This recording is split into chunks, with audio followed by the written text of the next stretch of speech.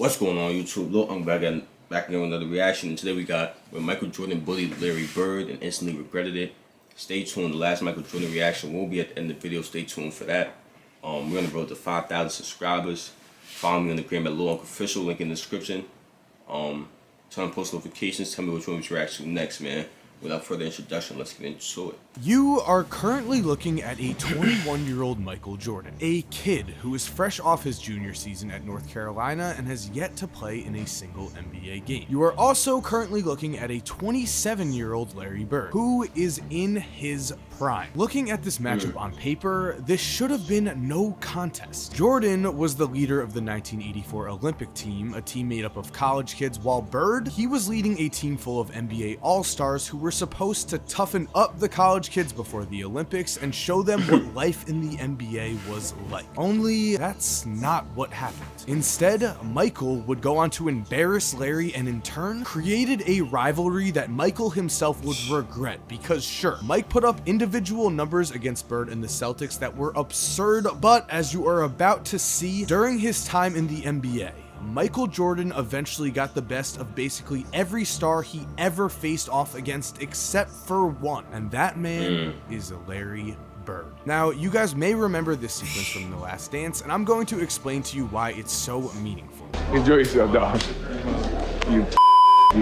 Y'all gave us the run for our money. Yeah. Now you can work on that golf game of yours. As you just saw, Michael cursed out a then head coach of the Indiana Pacers version of Larry Bird after the 1998 Eastern Conference Finals, where the Pacers took the Bulls to 7 games. Now, Michael said these curses with a smile, but there was no joking when it came to Michael Jordan and basketball. Mike was this hyped to beat Larry because after taking him down in that Olympic exhibition game, in all reality, Jordan would never really get the best of Larry again, and instead it was Larry Bird who would get his revenge. So what's up, guys? Mike here, and today we are taking a deep dive on the story between Michael Jordan and Larry Bird, an underrated rivalry that again could possibly be the only rivalry that Michael Jordan was ever bested in. There are some absolutely crazy stories in this video. I know you're gonna love it. I do want to say though, guys, that episode 7 of my podcast Laced Up is out right now. In that episode we talked about the NBA MVP and we did a huge NBA playoff preview. Make sure to go check it out. The link is in the description, and remember, if you go to the Laced Up podcast channel, if you subscribe and turn on post notifications, you are going to be entered to win a PS5 or an Xbox Series X. That is a pretty sweet deal for just a few clicks of a button. So guys, go check out the podcast, link in the description, and now let's talk about this video. Let's set the stage with the 1984 Olympic team and the NBA All-Stars. Because you see, in order to get his team ready for the 1984 Olympics, Bob Knight scheduled 8 exhibitions with current NBA players, including several current All-Stars and future Hall of Famers. Now remember, at this point in time, only college kids could play in the Olympics. However, it was expected that these college kids would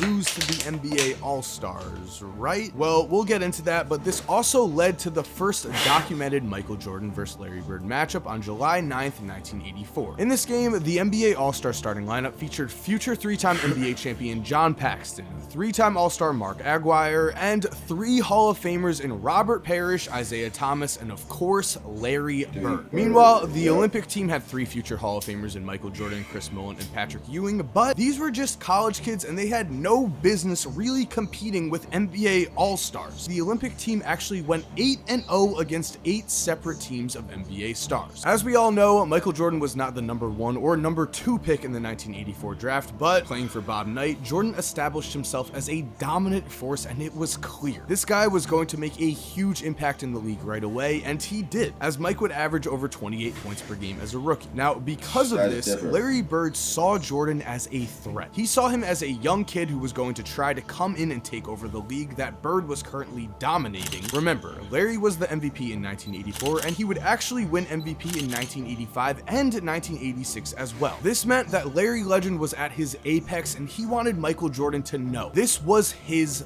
league, which meant, according to Sports Illustrated, during the pregame warmups in Indy, Jordan had chased the ball to the NBA end, whereupon Bird controlled. Did Bird hand it to Jordan? He did not. Without a smile, Bird kicked the ball over Jordan's head back to the Olympians' end. Jordan didn't seem surprised, he just shook his head. 4 nights later, when Jordan crashed to the floor in Milwaukee and Johnson paused to help him up, the NBA coach waved Johnson off. Get away from him, he's been over our backs all night, shouted none other than Oscar Robertson. Looking at Larry Bird specifically here, you heard that right. When a ball bounced to the NBA All-Star side and Michael Jordan went to retrieve it, Larry Bird did not give it to him. Instead, he kicked it over Michael Jordan's head. With this, Larry was telling Mike, I don't care who you are, you're going to have to earn respect in the NBA, and it's going to be tough. The thing is though, this move would look kind of silly because on this night, Michael Jordan would embarrass the NBA All-Stars, including Larry Bird. Mike would help lead the Olympic team to a win as he showcased his jaw-dropping athleticism and his ability to already see the score at will. And of course, it wouldn't be a Michael Jordan game if there was not a huge highlight, which came in the form of this absolutely monster dunk over Robert Reed. Now, as for what Mike thought about Larry's actions during warm-ups, he would later say, quote, Bird was showing me it was all business now and I was beneath him. I didn't forget. Which means, I guess you could say, Michael Jordan took this personal. But the thing is, Larry Bird took this personal too. Remember, Larry was in his absolute prime at this point, but so were several Hall of Fame guards and forwards, and as I'm about to show you, Michael would eventually get the best of all of these players, because when Michael entered the NBA, 4 guards/forwards would make the first team All-NBA in Michael's first 2 seasons. And guys, before we continue quickly, remember on this channel right here, if you all come on. Notifications too. These men were Larry Bird, Magic Johnson, Isaiah Thomas, and Dominique Wilkins. Now, as you can see against Dominique, for his career, Michael beat him in everything. Wins, rebounds, assists, steals, blocks, points, you name it. Michael had Dominique's number in the regular season, and in the playoffs, the two matched up once, and Mike's Bulls swept Dominique. Moving on to Magic Johnson. Michael barely snuck out a win difference in the regular season, and I would say certainly he had better overall numbers, but what was most important was, in their one meeting in the NBA Finals, Jordan dominated, and the Bulls won Mike's first championship in 5 games. So again, advantage Mike. This brings us to Isaiah Thomas, the one other name on this list that actually has an argument for besting Mike. Now, in the regular season, Isaiah did win more games, but again, I'd say Mike had better numbers, and then in the playoffs, Mike's numbers were clearly better, but Isaiah does have the win differential here. The thing is though, Mike would get his revenge against Isaiah. He would of course knock out the Pistons in the 1991 Eastern Conference Finals after years of losing to them, a revenge that was so sweet that the Pistons refused to shake hands with the Bulls after they were swept. This revenge makes all the difference, because in Michael's matchups against Larry Bird, when looking at them head to head, we can see that in the regular season, Larry bested Mike in the wins column and put up similar numbers other than score. Then in the playoffs,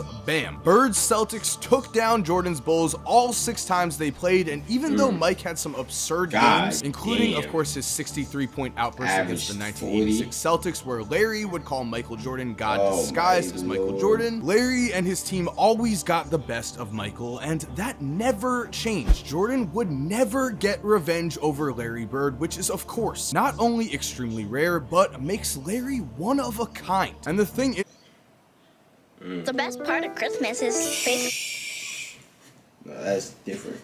He averaged 40. Was that his second year? Or that was just all the games? That's different. 40. Mike acknowledged this. When Larry eventually retired, Michael would make this statement. Larry, I hear that you're retiring. Thank goodness, I'm glad. I'm tired of seeing your face. You brought a lot of sad memories for me. I enjoyed it and I wish you a lot of luck, and I think you had a great and wonderful career. You ruined a lot of my successful games against the Boston Celtics. Some great words and some telling words, because we can see here, Larry Bird was really the one guy that Michael Jordan never got. And sure, Larry Bird's Celtics were better than Michael Jordan's Bulls early on, but that was the case of a lot of teams when Michael Jordan entered the NBA. The thing is, Mike got revenge on every single one of those teams except for the Celtics and Bird. This already is huge, and I think because of this, Mike not only had the ultimate respect for Larry, but he also openly admitted that he learned a lot from him, especially in the matter of getting into his opponent's heads. Mike has stated, Larry Bird is the greatest trash talker and mind game player of all time. He taught me everything I know about getting in folks' heads. This was certainly true. During his time in the NBA, Mike watched as Larry did the following things, and this is just naming a few Larry Bird trash talking stories as there are a ton, but number one, in Mike's rookie year, Larry was playing the Atlanta Hawks and dropped 60 points, an amazing feat that was even more incredible because according to Doc Rivers, quote, the last shot he said in the trainer's lap coming down the court, which meant it was going to be a three and it was going to be from deep. And then he said, who wants it? Then I think Reggie Brown, I'm not sure who it was, ran out after him. He shot this high rainbow. It goes in. Reggie bumps into him and accidentally knocks him on our trainer's lap. Yes, Larry Bird actually landed in the trainer's lap, scored 60 points on the Atlanta Hawks, and the Atlanta Hawks bench celebrated. Absolutely amazing. Story number two, of course, Larry went into the locker room before the 1988 three-point contest, asked everyone competing who is coming in second, then proceeded to keep his warm-up jacket on and win the contest on this final shot. This is a tie for the money.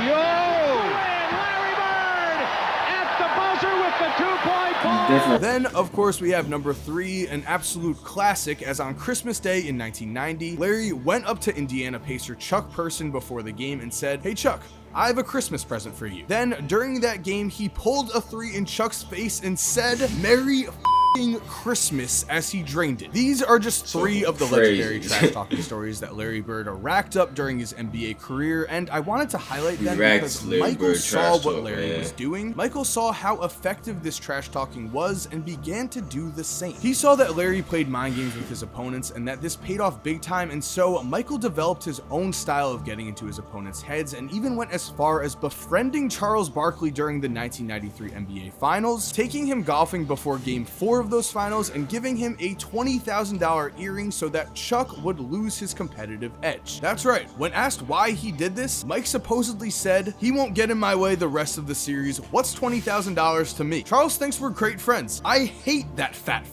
An absolutely incredible story, and again, Michael himself said that he learned from Larry. He learned how to get into his opponent's heads, and this paid off big time as his career progressed. Which brings us to my final thoughts. What should we take away from this video? Well, to me, I think it's remarkable that the one guy that Michael Jordan could never best was Larry Bird, and maybe, of course, if Larry Bird's back did not give out, Michael would have gotten his chance to take down Bird because his career would have been longer. But it can also be said that if Larry's back held up, he would have been better, he would have stayed in his MVP form, and it could have been the Celtics who were beating the Bulls in the playoffs in the late 1980s, so Larry could have even gained a larger advantage on Jordan. We'll never know for sure there. What we do know is that in an extremely rare occurrence, it was an opponent who took things personal against Michael Jordan and actually got the better of him. Yes, Larry Bird took the loss in that 1984 exhibition game, but then after that, he did not do a whole lot more losing, especially in the playoffs. 6-0 for Larry Bird and the Celtics. That is something that Larry Bird will take to his grave and is the reason why Michael was so hyped to beat Larry Bird when Larry was a coach. Finishing up here though, I do also think it's awesome that Mike really held no hard feelings against Larry. Sure, he is a competitive psychopath and always wanted to beat Larry, but he has openly praised Larry Bird. He has openly said that he has learned from Larry Bird, and he has said that he used this knowledge to help himself become the greatest basketball player of all time. With that said, guys, I hope you enjoyed today's video. Thank you for watching. If you did enjoy the video, remember to leave a like and subscribe, and also go check out my...